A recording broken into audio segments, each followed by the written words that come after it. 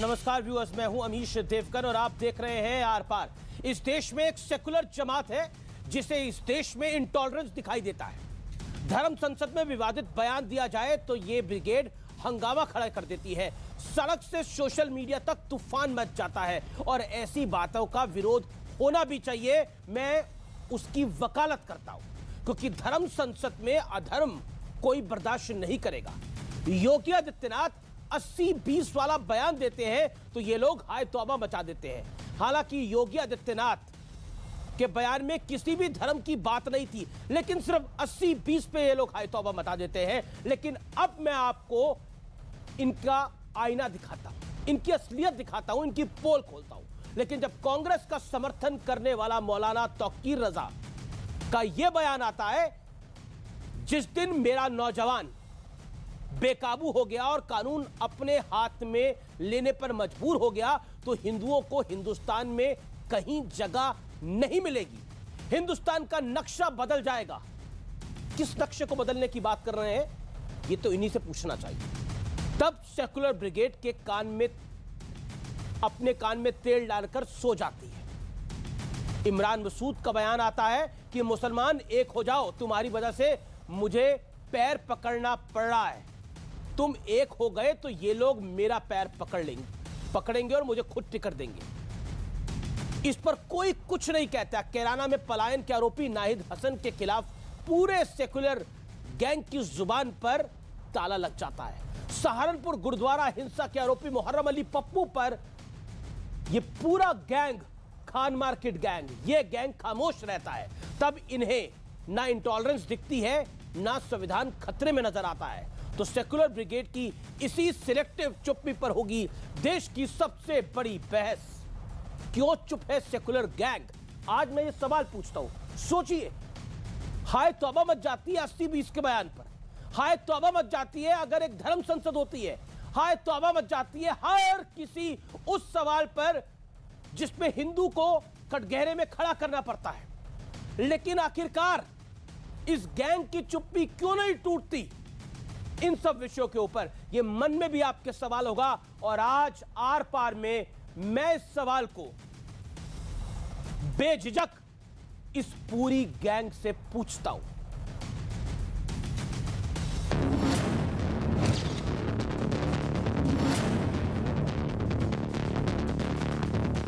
योगी आदित्यनाथ ने 80-20 वाला बयान दिया तो हाय तौबा मच गई। हालांकि इस बयान में किसी भी धर्म का जिक्र नहीं था, लेकिन जो खुल्लम खुल्ला बयान दे रहे हैं उन पर सबके होठ सिल गए हैं। ये लड़ाई उससे बहुत आगे जा चुकी है जी। ये लड़ाई अब 80 बनाम 20 की हो चुकी है। हिंदू भाइयों से खास तौर से कह रहा हूं, मुझे उस वक्त से डर लगता है जिस दिन ये नौजवान बेकाबू हो गया और कानून अपने हाथ में लेने पर मजबूर हो गया, तो तुम्हें हिंदुस्तान में कहीं पनाह नहीं मिलेगी। नक्शा बदल जाएगा। कांग्रेस का समर्थन करने वाला ये मौलाना जहर उगलता रहा, लेकिन सेक्युलर ब्रिगेड कान में रुई डालकर सो गया। अगर बटला हाउस इनकाउंटर की जांच करा ली होती, दुनिया को पता चल जाता कि जो मारे गए वो आतंकवादी नहीं थे, उनको शहीद का दर्जा मिलना चाहिए। ये बटला हाउस एनकाउंटर में जान की बाजी लगाने वाले जवानों का अपमान करता रहा, लेकिन सेक्युलर सूरमा खामोश रहे। कैराना पलायन के आरोपी नाहिद हसन पर भी सेक्युलर ब्रिगेड कुछ नहीं बोला और ना ही किसी को इंटॉलरेंस दिखा, ना ही किसी को लोकतंत्र खतरे में दिखा।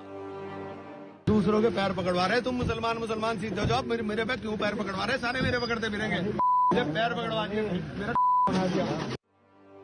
कुछ दिन पहले धर्म संसद में काफी कुछ आपत्तिजनक बोला गया। उस वक्त यही सेक्युलर ब्रिगेड बवाल मचा रहा था और ऐसी बातों का विरोध होना भी चाहिए। लेकिन विरोध वाला ये तेवर तौकीर रजा के मामले में, नाहिद हसन के मामले में और मुहर्रम अली पप्पू के मामले में गायब क्यों हो जाता है? आज इसी पर होगी देश की सबसे बड़ी बहस। और अब वक्त है आर पार के विश्लेषण का। सेकुलर ब्रिगेड की पोल खोलने वाला विश्लेषण सुनिए। मैं एक एक करके आपके समक्ष रखता हूं। मेरा नौजवान बेकाबू हो गए तो हिंदुओं को हिंदुस्तान में जगह नहीं मिलेगी, हिंदुस्तान का नक्शा बदला जाएगा। सेकुलर ब्रिगेड का सन्नाटा है। तौकीर रजा, बाटला एनकाउंटर में, बाटला हाउस एनकाउंटर आपको याद होगा, मोहनचंद शर्मा इंस्पेक्टर की जान चली गई थी, शहीद हुए थे।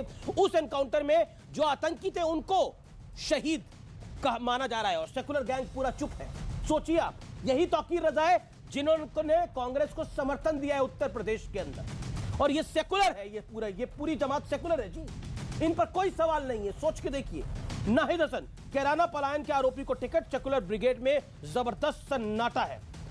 इमरान मसूद, मुसलमान तुम एक हो जाओ, तुम्हारी वजह से मुझे पैर पकड़ना पड़ रहा है। मेरा, उन्होंने जो शब्द बोला वो एक गाली थी। एग्जैक्टली मैं आपको बताया तो मेरा कुत्ता बना दिया गया है, तुम एक हो जाओ, ये इमरान मसूद कह रहे हैं। आगे बढ़ता हूं। धर्म संसद में बिगड़े बोल, सड़क से सोशल मीडिया तक सेकुलर ब्रिगेड का तांडव हमें देखने को मिला और ये कई लोग इसमें जेल चले गए, लेकिन इस पूरे घटनाक्रम पे कोई कुछ नहीं कहता। सिलेक्टिव चुप्पी, a pin drop silence my dear friends, a pin drop silence. कोई कुछ नहीं बोलेगा। जिसे स्कूल में बच्चों को मुंह पे उंगली लगा दी जाती है, बोला चुप हो जाओ, कोई कुछ नहीं बोलेगा।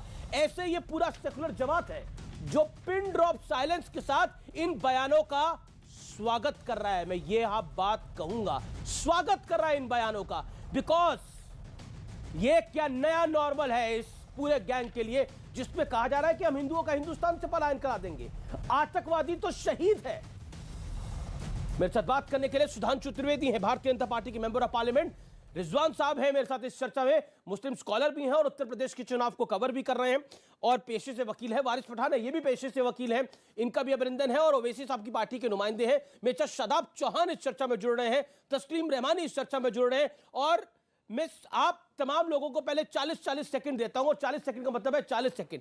अपने आप वक्तव्य को 40-40 सेकंड में रखिए। मैं इस चर्चा की शुरुआत शादाब चौहान आपसे करता हूं। 40 सेकंड में मुझे यह बताइए, जो कुछ कहा जा रहा है, चाहे वो तौकीर रजा हो, चाहे वो इमरान मसूद हो, वो सब सेकुलरिज्म के खांचे में फिट बैठता है। कोई भी व्यक्ति किसी भी धर्म जाति के खिलाफ अगर अभद्र भाषा इस्तेमाल करता है, हम उसके खिलाफ हैं। लेकिन तौकीर रजा साहब के पूरे बयान को तोड़ने मरोड़ने का प्रयास किया जा रहा है। उन्होंने कहा हम नहीं चाहते ऐसा। और इमरान मसूद साहब ने जो बात कही, तो मैं पहले ही कह रहा हूं कि मुसलमानों को 2022 के चुनाव में सपा और भाजपा मिलकर अछूत बना चुकी है, इनका इस्तेमाल किया जा रहा है। योगी जी ने कहा 80 बनाम 20। मैं चुनौती के साथ कहता हूं कि हमारा इतिहास है, जहां से हमारा संबंध है कि हम 5 हमेशा 100 पर भारी रहे हैं और विजयी न्याय वालों की अन्याय और अहंकार पे हुई है। हमारी तादाद कम हो, हमारा इतिहास है, जहां से हमारा संबंध है। हम 500 पे भारी थे, हैं और रहेंगे। लेकिन हमारा लक्ष्य जो है शिक्षा, स्वास्थ्य, रोजगार और प्रदेश की प्रगति के मुद्दों पर हम चुनाव लड़ना चाहते हैं। भाजपा नफरत पर, हिंदू और मुसलमान को लड़ाकर चुनाव लड़ना चाहती है। हमारा लक्ष्य शांति, न्याय है। लेकिन मैंने 40 सेकंड दिए थे। भारतीय जनता पार्टी नफरत फैला रही है, लेकिन मेरा नौजवान बेकाबू हो जाए तो हिंदुओं को हिंदुस्तान में जगह नहीं मिलेगी, ये प्यार फैला रहे हैं। आतंकवादियों को शहीद बताने वाले प्यार फैला रहे हैं। मैं रिजवान आपके पास आना चाहता हूं, ये प्यार आप समझते हैं या फिर आपकी समझ से ये प्यार बहुत दूर है? क्योंकि आप तो राइटर भी हैं, इस प्यार पे तो फिल्म बन जानी चाहिए एक। जय हिंद, वंदे मातरम, अस्सलाम वालेकुम। देखिए अमीश भाई, यहां पर मैं थोड़ी सी हटके बात इतनी जरूर कहूंगा कि जो पार्टी इस देश में 370 हटा सकती है और पूरी कश्मीर वैली में कर्फ्यू लगा के ये इंतजाम कर सकती है कि एक गोली भी ना चले। 2019 का ओवैसी का वो बयान याद है कि 370 तो हटा ही नहीं सकते। शिकायत मेरी सुधांशु भाई भाजपा से यह है कि मुसलमान जब कट्टरवाद या जहर घोलने की बात करता है तो भाजपा शायद जानबूझ के चुप हो जाती है, वरना क्या तौकीर, क्या ओवैसी, क्या शादाब और क्या वारिस पठान, इनको तो नंगा करके इनके टांगे तोड़ के जेल में डाल दे और इस देश में कोई बोलने वाला नहीं होगा। लेकिन ये जो बढ़ावा दिया जा रहा है और इंतजार किया जाता है कि पार्टी नहीं, पहले भाजपा या संगठन या बजरंग दल जवाब दे, सुधांशु भाई, ये गलत है। ठीक है, ये 2 कौड़ी के छुटपैये नेता मुसलमान, इनको अगर आप लोग चाहें, इनको एनएसए लगा के ठीक है, जेल 40 में सेकंड का डालो, वक्त था। कोई आदमी बोलने वाला नहीं होगा, जी जी, खड़े होने वाला नहीं होगा, इनकी तुम टांगे तोड़वा दो, कोई बोलने वाला नहीं होगा। इनको बढ़ावा दिया जा रहा है, ठीक इन है, लौंडों को, इतने इन नहीं, बच्चों को। पॉइंट ये है, अभी देखिए मूंछों पर देखिए बाल देखिए निकले विषय नहीं हैं। विषयांतर ना करा जाए और भाषा के संयम को मेंटेन करा जाए, मेरा निवेदन हमेशा ये रहता है। और मैं एक बिल्कुल पॉइंट, नहीं, ये इसी लायक हैं ना, ये इसी लायक हैं, देश के दुश्मन इसी लायक हैं, समाज के दुश्मन इसी लायक हैं, खुलेआम जो धमकी कश्मीर में किया है ओवैसी वो साहब, लोगों के वारिस साथ करो। पठान, शादाब चौहान की जो हत्या कश्मीर कराएगा में अब ये किया है व्यक्ति। वो देखिए लोगों के खुलेआम साथ धमकी करो। आपके चैनल पे, न्यूज 18 पर धमकी। अब जो कश्मीर में किया देखिए है अमित वो भाई, आपके लोगों के प्रोग्राम साथ में जब तक ये नहीं सब हो रहा है, करोगे, क्या ये आप अलाउ ये करेंगे? देश क्या को आप चाहते हैं कि बांटते भारतीय रहेंगे, जनता एक बार पार्टी पहले किसी की बांट टांग दिया, एक बार तोड़ फिर दे से ओवैसी की? बांटेंगे। क्या आप चाहते हैं? एक बार फिर से बांटेंगे। नहीं, क्या अमित जी, क्या आपके चैनल पे कोई व्यक्ति धमकी देगा? क्या एफआईआर कराएगा आपका चैनल के खिलाफ? एफआईआर तो कईयों पर हो जानी जो चाहिए, देश के खिलाफ होगा उनको जेल में डालो। एफआईआर तो कईयों के खिलाफ होनी चाहिए। दिया है। ठीक है, ओवैसी ने बोला था कि वक्त जवाब देगा। एक सेकंड देखिए क्यों बोला देखिए, था? वही बात संभल में एक मुसलमान आदमी ने बोली है पुलिस के सामने कि यहाँ हम रहेंगे या तुम रहोगे। इनकी भाषा देखिए ये अमित भाई, तुम ही इनकी लोग भाषा ये गन देखिए। फैला रहे हो हिंदुस्तान नहीं, में। मैं इस विषय पर लेके आना चाहता हूँ। Why secular lobby is silent? Okay, एक सेकेंड, मैं इसको विषय पे दोबारा लेके आना चाहता हूँ क्योंकि वो बड़े बहुत महत्वपूर्ण है। वारिस पठान के पास में जाऊंगा, लेकिन उससे पहले मैं तस्नीम रिवानी आपको 40 सेकंड देना चाहता हूं। तस्नीम रिवानी, फिर मैं सुधांशु वारिस आपके पास आऊंगा। तस्नीम रिवानी, मेरा सीधा सवाल यह है कि क्या आपको नहीं लगता कि क्योंकि आप सेकुलरिज्म के सूरमा बनते हैं, इस विषय पर आपको बोलना चाहिए और पोल खोलनी चाहिए? Why you are silent? मजबूरी क्या है आपकी?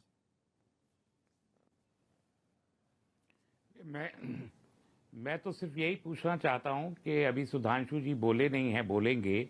ये 3 दिन से विषय चल रहा है, आसमान सिर पे उठा रखा है अमीश देवगन ने और अमीश देवगन के साथियों ने तमाम, और फिर भी कह रहे हैं कि चुप्पी है। लेकिन कोई एफआईआर हुई क्या अभी तक? बीजेपी ने, संबित पात्रा ने प्रेस कॉन्फ्रेंस की परसों सुबह को, तब भी मैंने उनसे पूछा था, तो उन्होंने उस दिन कहा कि कल ही जेल चले जाएंगे, लेकिन आज तीसरा दिन हो गया उस बात को। कोई एक एफआईआर है, क्यों नहीं है? ये सवाल का जवाब बीजेपी को जो ये इशू उठाए हुए हैं, जो मुद्दा नहीं है, नॉन इशू को, और जो नक्शा बदलने की आप बात कह रहे हैं, अगर भारत के नक्शे में पाकिस्तान जुड़ जाए और चीन का कैलाश मानसरोवर जुड़ जाए तो क्या भारत का नक्शा नहीं बदलेगा? जाहिर है बड़ा हो जाएगा ना। आप इसको नेगेटिव क्यों ले रहे? उसको बड़े समझदार हैं आप तो। पॉजिटिव है। रहमानी साहब, बड़े समझदार हैं आप तो। आप कह रहे हैं ये चीन को साथ में लेने की बात कर रहे हैं, ये पाकिस्तान को साथ में लेने की बात कर रहे हैं। ये तो कह रहे हैं कि मेरा नौजवान अगर बेकाबू हो गया तो हिंदुओं को हिंदुस्तान में जगह नहीं मिलेगी, हिंदुस्तान का नक्शा बदल जाएगा। नक्शा तो 1947 में भी बदला था, 1947 में भी नक्शा बदला था। यति नरसिम्हा नहीं, नक्शा फिर बदला जा सकता है ना। पाकिस्तान को क्यों हिंदुस्तान में शामिल नहीं किया जा सकता भाई? चौड़ा सीरा है, लाल आंखें है, तो क्यों नहीं बदला जा सकता? ये जो लाल आंखें चीन के लिए है, ये जो छप्पा, ठीक है, जवाब सुधांशु त्रिवेदी, जवाब स्ट्राइक करके घर में घुस के मारेंगे तो क्यों नहीं बदला जा सकता? मतलब यही अखंड भारत की बात तो आरएसएस यही कहता है। आपको ठीक है, तस्लीम रिवानी 40 सेकंड का वक्त था, लेकिन आपने 1 मिनट 40 सेकंड लिए आपने। जी, मेरा पीछे बता रहा 2 मिनट बोले आप। ओके, सुधांशु त्रिवेदी, देन वारिस पठान। सुधांशु जी, देखिए, तौकीर रजा ने जो बयान दिया ये पहली बार नहीं दिया। ये वही तौकीर रजा जिसने 2007 में ये कहा था कि अगर तस्लीमा नसरीन को भारत आने दिया जाएगा तो उसका सर काटने वाले को 5 लाख दिया जाएगा, और बरेली के दंगों में नाम था। ये बात रहमानी साहब सिर्फ इसकी नहीं है कि एक एफआईआर या दूसरी बात। इसी देश में अकबरुद्दीन ओवैसी बोलते हैं 15 मिनट के लिए पुलिस हटा लो तो देख लेंगे, तो कोई कहता 20 करोड़ बनाम 100 करोड़, तो कोई ओवैसी बोल चुके हैं कि वो मठ में चले जाएंगे, उसके बाद तुम्हारा क्या होगा। और इतना ही नहीं, इस देश में तो ये कहा नहीं गया है, ये हुआ है। असम के धुबरी बरपेटा में क्या हुआ? अभी 2 दिन पहले श्रीनगर के जो कश्मीरी हिंदुओं के साथ हुआ था, उसका 32वां क्या कहते हैं बरसी थी। 1990 में श्रीनगर में क्या हुआ ये बताइए। पश्चिम बंगाल के मालदा में क्या हुआ? यही तो हुआ कि निकाल दिए गए। और केरल का मल्लापुरम 100 साल पहले शुरू हुआ था 1921 में मोपला, उसकी वजह से आज नीली में क्या हुआ, नीली में क्या हुआ, ये देखिए, ये गलत है तस्वीर। ऑडियो डाउन करिए रहमानी साहब को। सुधांशु पहले बोलेंगे, 30 सेकंड अपनी बात का पकड़िए सुधांशु, फिर वारिस पठान की बारी। कराची दोनों हिंदू बाहुल्य थे, हिंदू और सिख मिला के 2/3 से ऊपर थे, 75% के लगभग थे लाहौर में, खत्म हो गए ना, निकाल बाहर किए गए। तो ये सिर्फ कहने की बात नहीं है, ये किया गया है। ये यही याद करिए, यहां पर इमाम बुखारी ने 2005 में बोला था, हाँ ओसामा बिन लादेन मेरा आदर्श है, वहां की कोई सरकार बोली थी?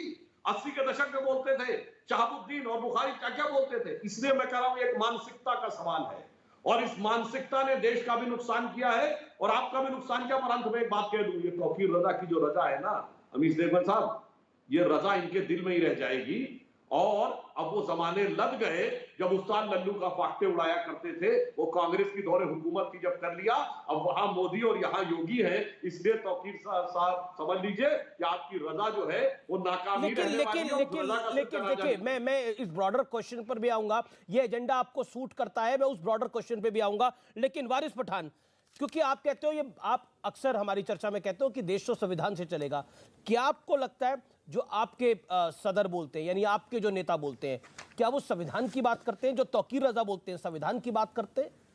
जो नाहिद हसन कह रहे हैं संविधान की बात कर रहे हैं ये लोग?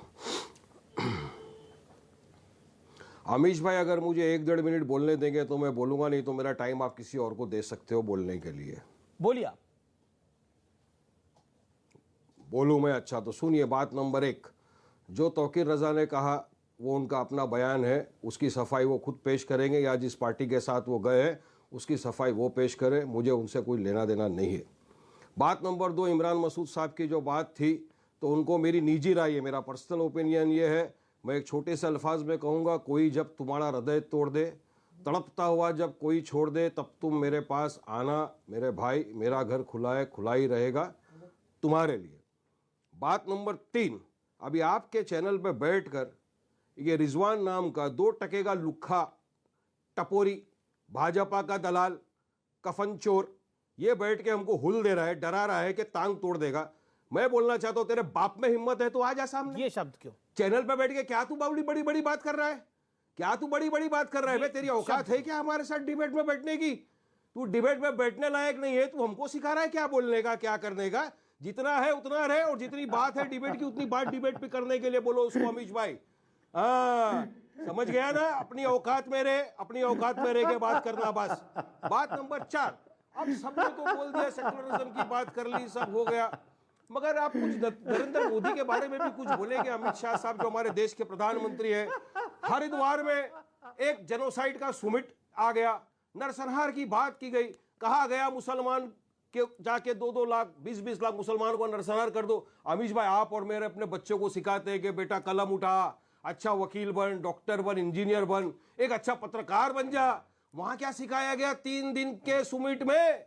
बेटा अच्छा, उन तीन दिनों के अंदर, उन 3 दिनों में जिसने बोला वो व्यक्ति गिरफ्तार हुआ ना। आप कहते हैं तौकीर रजा, ना तो ये जो वहां पर रिजवी थे या फिर यतीरन थे, वो आपकी पार्टी से तो नहीं थे, उस पर तो आप विचार रखते हैं। नरेंद्र मोदी भी आपकी पार्टी से नहीं है, लेकिन आप उन पर विचार रखते हैं। एक सेकंड रुकिए, योगी आदित्यनाथ पर भी आप विचार रखते हैं, लेकिन आप तौकीर रजा साहब पर अपना विचार नहीं रखते। ये आपकी कमजोरी है, आपकी मजबूरी है, या फिर यही आपका सेकुलरिज्म है? मेरा संविधान पे पूरा यकीन है, तो ये संविधान के दायरे में कर रहा तौकीर रजा बात करता हूं, मगर उसी संविधान की शपथ लेकर नरेंद्र मोदी प्राइम मिनिस्टर बने देश का, और मुझे बताइए तौकीर रजा ने सही कहा या गलत कहा? सुमिट रखते हैं यति नरसिंहानंद। अरे कहा है यति नरसिंहानंद? आप जेल में है ना? वो देश में सांप्रदायिक, सुनिए मेरे भाई, है ना? वासिम रिजवी कहा है, जिसका नाम बदल गया, जेल में है ना? अरे सुप्रीम कोर्ट क्या ट्रीटमेंट होना चाहिए? बोलेंगे कि नहीं बोलेंगे आप? सुप्रीम कोर्ट ने नोटिस, सुनिए सर, सुप्रीम कोर्ट ने नोटिस निकाला तब उसको जेल में डाला गया। तो जेल में डाला हुआ है ना, खाली इस पर क्या कहते हैं आप? इस पर आप कहते हैं आपकी कोई राय नहीं है? निकाला तो उसके बाद जेल में डाला। अभी फिर वो करने वाला धर्म सांसद। ठीक है, सुनिए मेरी बात ठीक है, आपने अपने वक्तव्य को रखा। Sudhanshu Trivedi reply to this. Sudhanshu Trivedi Waris की बात का जवाब। मैं रिजवान आपको मौका दूंगा, आप लगातार हाथ खड़ा कर रहे हैं, लेकिन सुधांशु त्रिवेदी पहले आप 40 सेकंड बोलिए। यति नरसिंह ने अच्छा कहा। वारिस जी मेरा निवेदन स्वीकार करिए, अब आपने अपनी बात को रखा। ओके सुधांशु। देखिए, जो कुछ वहां बोला गया था उसमें जो भी गलती थी उसके ऊपर पूरी कार्रवाई हुई है। और दूसरी बात तो फिर कह रहा हूं, जो धर्म संसद में बोला गया वो तो सिर्फ बोला गया है, ऐसा कभी हुआ है क्या? और जो तौकीर रजा ने बोला वो तो हुआ है। मैं बोल रहा हूं, असम के धुबरी बरपेटा से लेके, बंगाल के मालदा से लेके, केरल के मल्लापुरम से लेके, कश्मीर के श्रीनगर तक ये हुआ है। और सन 47 से पहले जरा पीछे चले जाए तो पाकिस्तान बांग्लादेश में हुआ है। और तो 1950 में काबुल जो था वो उसमें 1/3 हिंदू सिख रहता था, वो हुआ है, सब साफ हो गए। तो ये बात किसी ने कही है और गलत है, बरतना योग्य, उस पर कार्रवाई हुई है। मगर जो तौकीर रजा ने बोला, ये रजा तो दिन में है, मगर मैंने ये कहा कि अब इस रजा की जो उनकी नाकामी, उस रजा की नाकामी और उस नाकाम रजा का जनाजा ही निकलेगा। उस उनकी रजा कभी कामयाब नहीं होगी। वारिस 30 सेकंड में इस बात का जवाब दे दीजिए। वारिस अब 30 सेकंड में इस बात का जवाब दे दीजिए। देखिए सेकुलर लॉबी तो पूरी एक्सपोज हो गई ना। जब असद ओवैसी कहते हैं जब योगी मठ में चला जाएगा और नरेंद्र मोदी हिमालय चला जाएगा तो तुम्हें कौन बचाने के लिए आएगा? और योगी आदित्यनाथ से जब मैंने सवाल पूछा तो उन्होंने बोला हैदराबाद भी भाग्यनगर बनेगा, ये वक्त भी आएगा। जी मैं तो बैठा हुआ, सुनिए अमीश भाई, जब असद ओवैसी साहब ने ये स्पीच दी थी कानपुर में, मैं भी बैठा हुआ था, उनकी 45 मिनट की स्पीच थी। कुछ लोगों ने, जो बीजेपी के ट्रोल वाले ना, 2 रुपये में जिनका घर चलता है ओवैसी का नाम लेने से, उन लोगों ने 45 मिनट की स्पीच को 45 सेकंड की कर दिया था और 45 सेकंड की स्पीच चला। लेकिन जब ये बोला कि नहीं बोला, सब टुप हो गए, सब ठाट है फिश। अरे वो बीजेपी के 2 रुपए वालों को जवाब दो ना, बोला कि नहीं बोला? अच्छा है, किस चीज में अच्छा है? अगर मैं ये बोलूं अमीश देवगन अच्छा है तो क्या मैंने इतना ही बोल दिया? किस चीज में अच्छा है अमीश देवगन? अरे आगे पीछे का काट के आप कुछ भी चला दोगे क्या अमीश भाई? अरे थोड़ा बहुत आगे पीछे कट रहा है, तौकीर रजा का भी आगे पीछे कट रहा है, ओवैसी साहब का भी आगे पीछे कट रहा है, सबका आगे पीछे कट रहा है। क्या कहा? कोई भी शख्स अगर मेरे भारत महान देश को तोड़ने की बात करेगा या रिजवान कुछ कहना चाहते हैं, फिर मैं शादाब आपका रुख करूंगा। रिजवान, चाहे वो योगी हो, चाहे 80-20 वाला हो, चाहे जिन्ना वाला हो, कोई भी उसके खिलाफ कार्रवाई कानूनी होनी चाहिए। 80-20 में तो आपको दिक्कत दिख रही है। ओके, देखिए क्या लगता है रिजवान, क्योंकि आप उत्तर प्रदेश, अगर वारिस पठान ने बोला होता तो आप क्या करते? अब तक तांडव मचा दिया होते अपने चैनल पे, मुझे एंटी नेशनल घोषित कर दिया होता, मुझे पाकिस्तान की टिकट दे दिया होता। ये कम्युनल है, 80 बनाम 20 को देश में डिवाइड कर रहा है। लेकिन योगी ने बोला तो सब सफाई दे रहे, कौन 80 कौन 20, बोलने वाले में फर्क होता है नहीं क्या? जिन्ना को लेकर आगे चुनाव में बोलने वाले में फर्क होता है। ओके रिजवान साहब, अब लेट्स रिजवान, संविधान की बात कर रहे हैं। ये तो बड़ा अच्छा संविधान है। बार-बार संविधान की आड़ में, संविधान की किताब लेकर ये कह देना कि अब तुम्हारा क्या होगा, ये बहुत अच्छा है। ओके रिजवान साहब, सब संविधान को फॉलो कर रहे हैं या तौकीर रजा भी संविधान को फॉलो कर रहे हैं? जो चीज अमीश भाई, जो चीज बोली गई कि मुसलमान अभी वक्त के सब्र से चुप है, वक्त बदलेगा, हम याद रखेंगे। एक बात बहुत अच्छी है और इसके लिए मैं मोदी जी को सलाम करता हूं। कम से कम वो खुद और उनके जो प्रवक्ता हैं वो इस बात पर आपको अक्सर सफाई देते हुए मिल जाएंगे कि 45 मिनट की स्पीच थी, 45 सेकंड के दिखा दी। भाई हमारा मतलब ये नहीं था। इससे एक बात तो जाहिर होती है कि ये मोदी के डंडे से डरते हैं, कि ये योगी के डंडे से डरते हैं, तभी ये सफाई दे रहे हैं। 7 साल पहले तो ये सफाई भी नहीं दिया करते थे।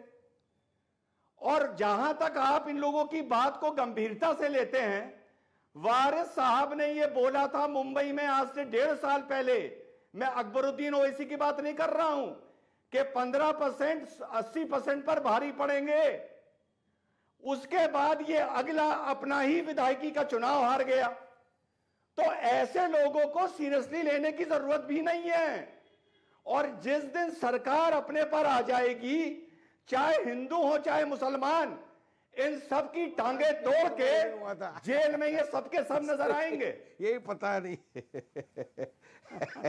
इसको मालूम मेरे चुनाव अक्टूबर में हुआ था, स्पीच फरवरी में हुआ था, मैंने क्लैरिफिकेशन दिया था, वो भी नहीं देखा। बोलने दो, अज्ञानी के साथ में मुंह नहीं लगता, मेरी स्टाइल अलग है, मैं इंटेलिजेंट आदमी के साथ बात करता हूँ। बोला था किधर बोला था यही नहीं पता है। जाहिल आदमी बोला था या नहीं बोला था? बोला था ये नहीं, जाहिल आदमी बोला था या नहीं बोला था? टोपी पहनने से मुसलमान नहीं, जाहिल आदमी टोपी संभाल, रिजवान हवा तेज चल रहा है उड़ जाएगा। टोपी संभाल, रिजवान आदमी हवा बोला तेज था चल या रहा नहीं है उड़ बोला था? जाएगा। सवाल टोपी जाहिल संभाल। आदमी बोला अरे था या नहीं बोला था, नहीं बोला था, चल आगे आगे। अरे मैंने तो बहुत डरते सारी हो, बातें बोला डरते था, हो। समझाया भी था, तुम समझ लोग जाओ, डरते हो मोदी से। संविधान की बात तुम करो, लोग डरते हो संविधान योगी की से। बात करो। हम तुम लोगों संविधान का से डरते यही डर मैं दिखाना चाहता था। हमारा घर भरता है, तुम लोग मोदी से डरते हो, योगी के डंडे से डरते हो। जी जी जी, तुम डरते हो। शादाब चौहान भी हाथ खड़े कर रहे हैं। अल्लाह के अलावा भी हम लोग डरते हैं, हम तो नहीं डरते। अरे तो ऐसे बेवकूफ तुम की बात मोदी कर और सके नहीं योगी तो से क्या डरते करें? हो। ये बेवकूफ की बात सुन तुम के हंसी मोदी आता और है। योगी से डरते हो। ठीक है, शादाब चौहान कुछ कहना चाहते हैं। अरे हम तो उसकी आंख में आंख मिला के जवाब देते हैं, डर के तो शताब चौहान, आप तो बार बार एक ही लाइन बोलते हैं कि निजाम मुस्तफा का शासन आएगा, निजाम मुस्तफा का शासन आएगा संविधान की आड़ के अंदर। तौकीर रजा, इमरान मसूद आपको नहीं दिखाई देते, क्यों नहीं दिखाई देते? मैं जानना चाह रहा हूं, क्यों नहीं दिखाई देते? आपको हरिद्वार की धर्म संसद ही केवल क्यों दिखाई देती है? दोनों दिखनी चाहिए ना। अगर गलती कहीं हुई है तो बोलना चाहिए, डरते क्यों है बोलने से? हाँ अमीर जी, अहकाम इलाही निजाम मुस्तफा की सरकार में किसी से भेदभाव या किसी पर अत्याचार नहीं है। और रही बात तौकीर रजा और इमरान साहब, मुझे अलाउ करिए मैं दोनों का क्लियर भारत के गणतंत्र की है, सरकार भारत के संविधान की है जिसमें प्रभु राम की तस्वीर लगी हुई है। अरे अमीर जी, वहां टीपू सुल्तान की भी तस्वीर लगी है। मुझे क्लियर बोल रहा हूं, पूरे एमसीसी है लेकिन मैं पूरा क्लियर बोल रहा हूं। दोनों चीजें क्लियर दिखाई दे रहा है जो आप बोल रहे हैं। सुनिए तो अच्छा, एक सेकंड, तौकीर रजा ने सही बोला या गलत बोला? मैं आपसे बड़ा स्पष्ट सवाल पूछ रहा हूं। क्या ये सेकुलर ढांचे में आता है? साहब ने अपने, क्या ये सेकुलर ढांचे में आता है? अपने समाज के, अगर यही बात कोई बीजेपी का नेता बोलता पूरा दूसरी कौम के लिए, आप क्या कहते हैं? फिर मैं कैसा जवाब? आप जवाब तो सुन लीजिए, जवाब दीजिए। मैं शांत बैठा हूं, मेरे सवाल का जवाब दीजिए। मैं 40 सेकंड शांत बैठा हूं। इमरान मसूद ने जो बोला अपने समाज के साथ, मुसलमानों को जो सियासी अछूत बनाया सपा भाजपा ने मिलकर, उसको बोला। और मैं इमरान भाई को कहता हूं कि स्वागत है इमरान भाई, आइए मिलकर के, हम मिलकर के एक हुकूमत को बनाएंगे। आइए आप हमारी पार्टी से चुनाव लड़िए और इन सबको जवाब दीजिए कि आप मुसलमानों को दरकिनार करना चाहते हो। मुसलमान इस देश का नागरिक है, इस देश का 22 शहरी। जितना अखिलेश यादव का हक है उतना मेरा हक है। केशव प्रसाद मौर्य, स्वामी प्रसाद मौर्य, संजय चौहान, सब लोगों से बात हो रही है। स्वामी प्रसाद मौर्य को ले रहे हैं, दूसरे मौर्य जी ला रहे हैं जिनका 1%, 2%, 4% वोट है, सबको अखिलेश ले रहे हैं। लेकिन बहुत बढ़िया, देखिए जरूरत नहीं है। आज अखिलेश ने एक बात कही, रिजवान, क्योंकि आप यूपी के इलेक्शन को कवर कर रहे हैं, खिलाफ है। नहीं, एक तरफ शदाब, आपके वक्तव्य को रखा आपने इत्मीनान से। एक तरफ तो बात होगी ठाकुर की, बात होगी ब्राह्मण की, बात होगी सैनिक की, बात होगी मौर्य की, बात होगी ओबीसी की, बात होगी जाट की, बात होगी गुजर की, बात होगी दलित की, लेकिन एक तरफ बात होगी सिर्फ मुसलमान की। क्यों नहीं कहा जाता शिया सुन्नी? क्यों नहीं कहा जाता अहमदिया? यही दिखाता है आपका सेकुलरिज्म। रिजवान, जवाब इस बात का। आइए, यहां पे इमरान मसूद को दो नेता अपनी पार्टी में आने का ऑफर दे रहे हैं, खुल्लम खुल्ला है, हमने देखा। लोकतंत्र अधिकार सबको है। अमीश भाई, इनका मैं आपको पॉलिटिकल दोगलापन दिखाता हूं। एक तरफ जाहिल आजम बोलते हैं कि जब 9% यादव मुख्यमंत्री बन सकता है, जब 4% मौर्य उप मुख्यमंत्री बन सकता है, तो हम 19% मुसलमान मुख्यमंत्री क्यों नहीं बन सकते? बहुत अच्छी बात है। लेकिन साथ में ये भी कहते हैं कि माइनॉरिटी होने का हम लाभ भी उठाएंगे, माइनॉरिटी होने की हम सब्सिडी भी लेंगे, हमारा माइनॉरिटी स्टेटस भी खत्म ना करो। अरे अगर तुमने इतना दम है अपने 19% की आबादी पर, नहीं, कोई माइनॉरिटी मेजॉरिटी की लड़ाई नहीं है, ये अधिकार की लड़ाई है। लोकतंत्र में हम लोग अपने अधिकार की बात करें, परेशानी क्या हो रही है आपको? क्या मुसलमान मुख्यमंत्री नहीं बन सकता क्या? मुसलमान मुख्यमंत्री बनेगा तो गलत हो जाएगा, देश का नागरिक नहीं है। माइनॉरिटी के नाम पर नहीं, इस देश में बराबर अधिकार है सबको, चाहे कोई किसी माइनॉरिटी के नाम पर सब्सिडी लेना तो खत्म करो। हम तो चाहते हैं कि भाजपा की महिला को मुख्यमंत्री का दावेदार भारतीय बन के समाजवादी पार्टी की गैर यादव को बनाए, खुले नागरिक बन के सामने आओ। माइनॉरिटी का लड्डू भी खाना है और मुख्यमंत्री भी बनना है, ये दोनों चीजें साथ साथ नहीं चलेंगी। दलाली छोड़कर खुला बीजेपी की तरफ से प्रवक्ता बन के आओ, फिर बताएंगे ना। पहले भारतीय बन के सामने आओ खुले मैदान में। नहीं, तुम्हारा इलाज वारिस पठान से अच्छा कोई नहीं कर सकता। माइनॉरिटी है नहीं, वारिस पठान के बाइकल्ला चले जाओ, तुम्हारा इलाज कर देगा। अपने आप को माइनॉरिटी नहीं कहते। वारिस पठान के बाइकल्ला चले जाओ, तुम्हारा इलाज कर अपने देंगे। आप को माइनॉरिटी क्यों कहते हैं? नहीं, तुम्हारा इलाज वारिस पठान कर सकते सिर्फ। तुम्हारे अभी बाल तो वारिस पठान तुम्हारा ऐसा इलाज कर सकते हैं, एक बार बाइकल्ला जाओ। अरे तुम्हारे पठान से मिलो तो तुम्हारा दिमाग ठीक कर देगा। मुझे मालूम अपने भाई, अभी तुम बच्चे हो, चुप रहो। अभी नाला बांधना सीखो। अरे पहले नाला बांधना सीखो, फिर बात करना। नहीं, असद ओवैसी को गाली देकर टीआरपी लेना चाहते हो आप। आपको यही आता है कि किसी को गाली दो। अगर माँ का दूध पिया है तो 90% होते हुए इस देश में माइनॉरिटी स्टेटस से तौबा करो। माइनॉरिटी स्टेटस से पहले तौबा करो। उसके बाद सरकार करते ना, मना करे सरकार। उसके बाद अपनी मौर्यों से करो। माइनॉरिटी स्टेटस खत्म करेगी क्या सरकार? पूछे सुधांशु जी से, कहिए सुधांशु जी से कहिए ना। मैं रुक करता हूं। मेरे साथ आचार्य प्रमोद कृष्णम इस समय फोन लाइन पर जुड़ रहे हैं। आचार्य प्रमोद कृष्णम, क्योंकि आप सेकुलरिज्म के प्रोधा हैं और आप एक आचार्य भी हैं, मैं आपसे सवाल पूछ रहा हूं और बहुत जिम्मेदारी से आपसे एक सवाल पूछ रहा हूं। तौकीर रजा को कांग्रेस पार्टी ने अपने साथ लिया है, अलायंस कराया आप लोगों ने। क्या आपको तौकीर रजा का बयान सेकुलर दिखाई देता है? क्या सेकुलरिज्म के खांचे में तौकीर रजा फिट है? देखिए अमीश देवगन जी, ना तो मैं किसी सेकुलर गैंग का मेंबर हूं, ना मैं किसी कम्युनल गैंग का मेंबर हूं। मैं अपनी बात इस देश के हित में कहना चाहता हूं। आपने मुझे फोन पे जोड़ा, मेरी तबीयत ठीक नहीं है, उसके लिए आपका शुक्रिया।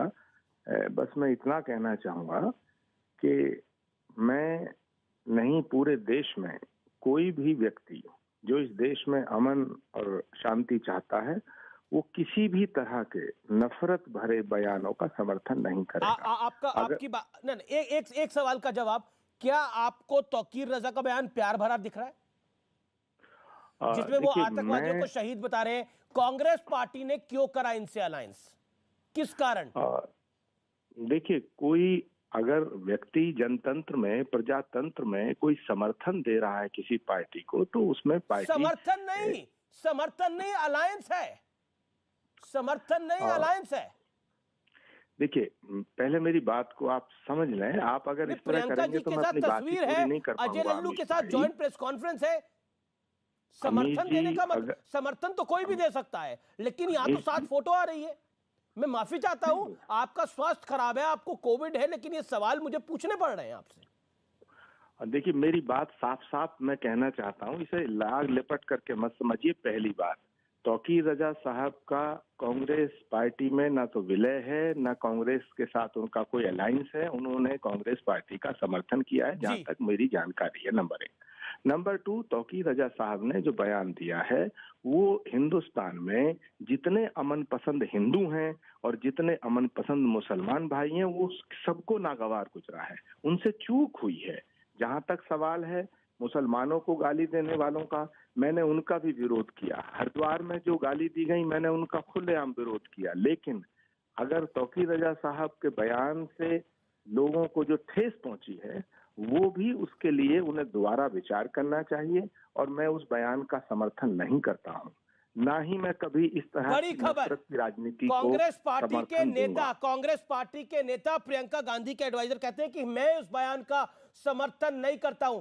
क्या कांग्रेस पार्टी को यह कहना चाहिए कि हमें इनका समर्थन नहीं चाहिए? देखिए, कांग्रेस पार्टी को समर्थन कोई भी अगर देता है तो उसका स्वागत किया जाता है, लेकिन समर्थन का कांग्रेस स्वागत है। कांग्रेस पार्टी ने भी उनके बयान का समर्थन थोड़ी किया है। बहुत बढ़िया। अगर कोई व्यक्ति अपना बयान देता है तो उसकी जिम्मेदारी उनकी है।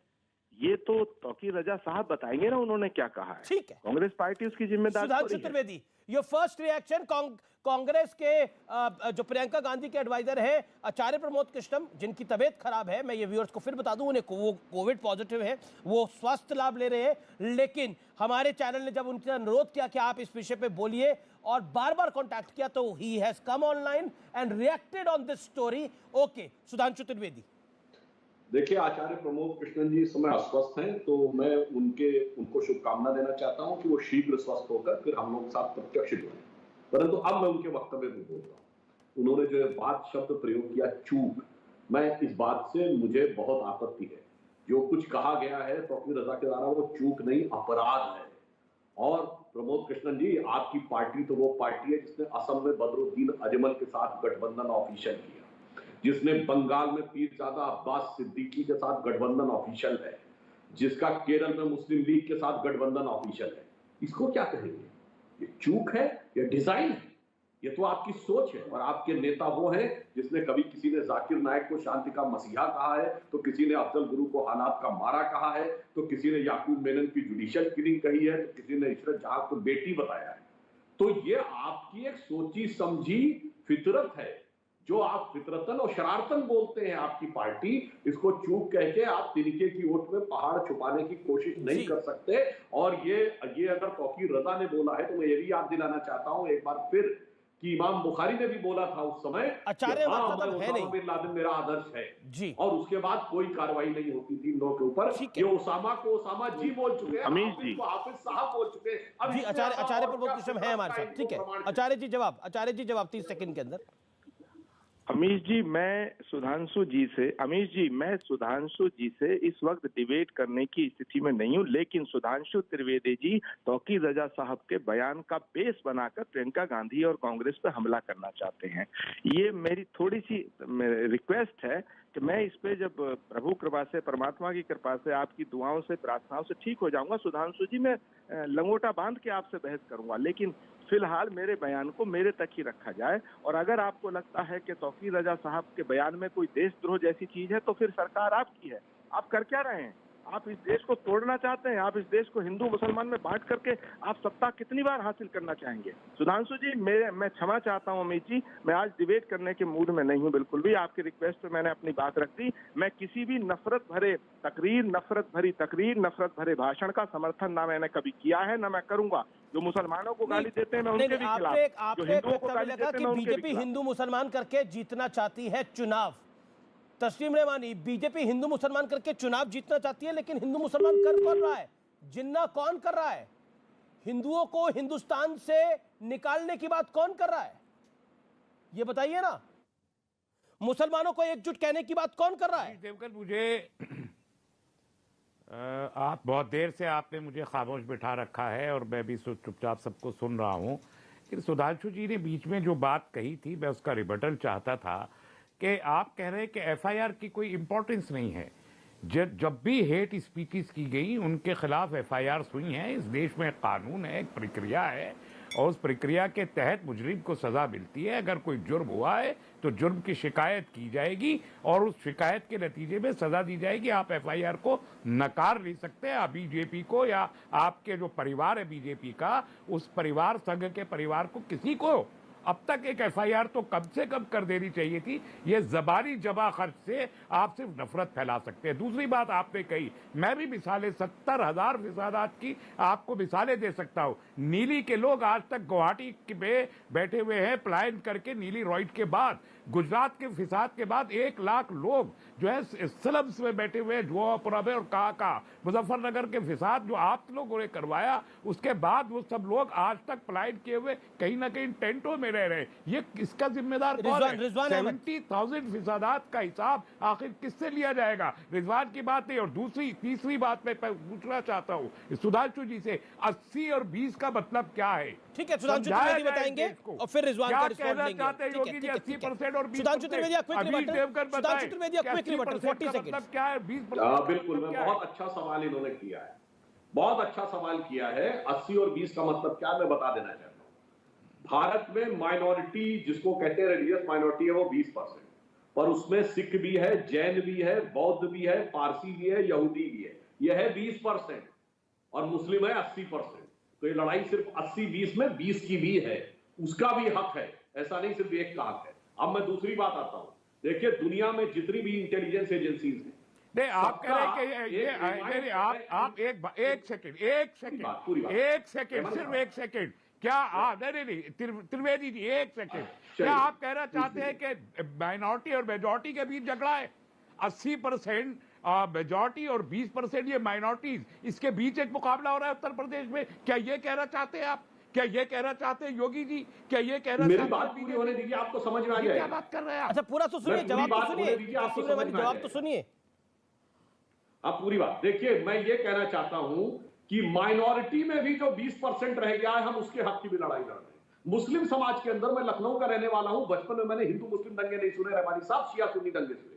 शियाओं का आजादारी का जुलूस, बदे साहबा का जुलूस रोक दिया गया मुहर्रम में, सिर्फ सुन्नियों का निकलता था। जब हमारी सरकार थी, कल्याण सिंह जी मुख्यमंत्री थे, दोनों का निकलना शुरू हुआ, तो उसमें भी तो 20 और 80 है उसकी लड़ाई। और दुनिया में जितनी इंटेलिजेंस एजेंसीज है, सबका एक असेसमेंट है, जो कोई भी जाकर चेक कर सकता है। आप कह रहे हैं आप सुन्नी मुसलमानों से लड़ना चाहते हैं, कोई डिस्टर्बेंस नहीं किया। इसका मतलब है आप कह रहे हैं आप सुन्नी मुसलमानों से लड़ना चाहते हैं। अच्छा ठीक है, है, कहिए ना, खुल के कहिए ना, इधर उधर क्यों कर रहे?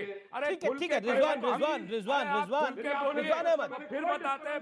ठीक है, देखिए ऑडियो बड़ा डिस्टर्ब हो रहा है। मेरा निवेदन है एक एक करके सब अपनी बात को रखें। रिजवान अहमद, जब योगी आदित्यनाथ ने मेरे साक्षात्कार में 80-20 का जिक्र किया, उस 80-20 को अपने अपने तरीके से सबने इंटरप्रेट किया है। What is your interpretation? What is your take? Thank you for coming with this question to me. Rahmani साहब की मैं बहुत इज्जत करता हूं, उनसे 2 बार मिला हूं, बहुत सज्जन आदमी हैं, हमारा उनसे मतभेद हो सकता है। हां, बाकी 2 लोग जो आपके पैनल पे बैठे हैं उनसे मैं तौबा करता हूं। रहमानी साहब 80% वो हैं जो अपने आप को भारत माता का सपूत मानते हैं, जिसमें बहुत से मुसलमान भी हैं, और 20% वो हैं जो अपने को भारत माता का सपूत नहीं मानते हैं, जिसमें बहुत से हिंदू भी हैं। सुन लिया मेरा जवाब? रहमानी साहब जवाब नहीं, ये तो बिल्कुल आइडियोलॉजिकल बहस है। क्या योगी जी इसको डिस्क्राइब कर सकते हैं कि ये इसमें 20% मैंने कर दिया ना अभी? अरे मैंने कर दिया साहब, मैंने कर दिया। सुधांशु त्रिवेदी, अरे रमानी भाई, मैं 80% पे हूं, प्रवक्ता, मैं 80% पे हूं, मैं भारत माता का सपूत हूं, आप 100% भारत माता की जय बोलता हूं, सुधांशु वंदे मातरम, सुजलाम सुफलाम मलियत शीशलाम गाता हूं। आप कुछ भी मैं बोलिए, 80% में हूं, आप कह दीजिए कि आप 80 में ये तय करिए। आप नहीं, मैं तो 20% पे हूँ। अगर 20% का मतलब मुसलमान है, ये क्या बात हुई? अगर 20% का मतलब मुसलमान है, क्या भारत तो माता का सपूत मुसलमान नहीं हो सकता? मुझे क्या वंदे मातरम गाने वाला मुसलमान नहीं हो सकता? डाइल्यूट करने की आप लोगों कोई की लालच यही नहीं सोच जहरीली है, है, कोई लालच नहीं है। यही अब रुकिए, सोच आपके आपकी बीच में गंदी नहीं है, बोला, जो इस देश को बांट रही है, थोड़ा सा तहजीब का मुजाहरा रही कीजिए, है, थोड़ा सा यही आप तहजीब लोग का की मुजाहरा सोच है। कीजिए। मेरी बात पूरी क्या होने वंदे मातरम दीजिए। गाने मैं वाला आपके बीच में मुसलमान नहीं नहीं हो बोला था। सकता? अरे क्या वंदे मातरम गाने वाला मुसलमान नहीं हो सकता? तस्लीम रहमानी को गिव हिम कर्टसी आपने। एक सेकंड, ओके, तस्लीम रहमानी को गिव हिम कर्टसी। रिजवान साहब गिव हिम कर्टसी। आपने एक बात को रखा, वो भी अपनी बात को रखे। मैं तो बीच में नहीं बोला ना, चर्चा होगी। Give him courtesy. 40 सेकंड तस्लीम रहमानी, 40 सेकंड।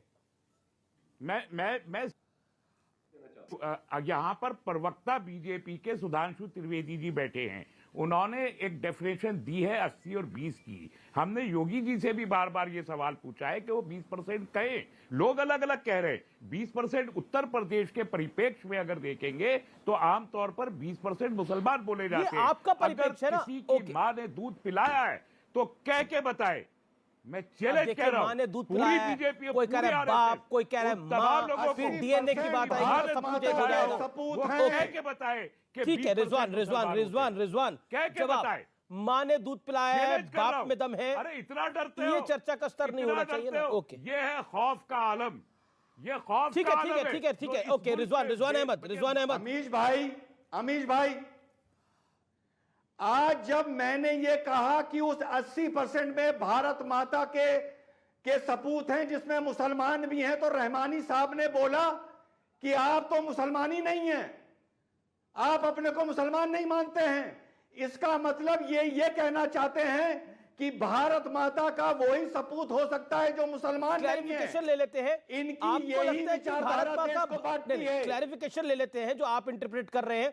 रहमानी साहब, आपने ये बोला कि भारत माँ का बेटा जो है वो मुसलमान नहीं हो सकता। 10 सेकंड के अंदर सर बताइए। मैंने ये नहीं बोला, 80% भारत मैंने माँ ये के नहीं बेटे। बोला। ये रिजवान साहब हैंडीकैप है बेसिकली, इसलिए इनको हैंडीकैप ही समझ में आता है। मैंने कहा कि मेरा ईमान, ये कितनी गलत बात है? मैं मानता हूं, वो ये नहीं मानता। ये कितनी गलत बात है? वो ये नहीं आपने मानता कि किसी को बाता माना जाए, किसी को बाता, ये जहनी हैंडीकैप है।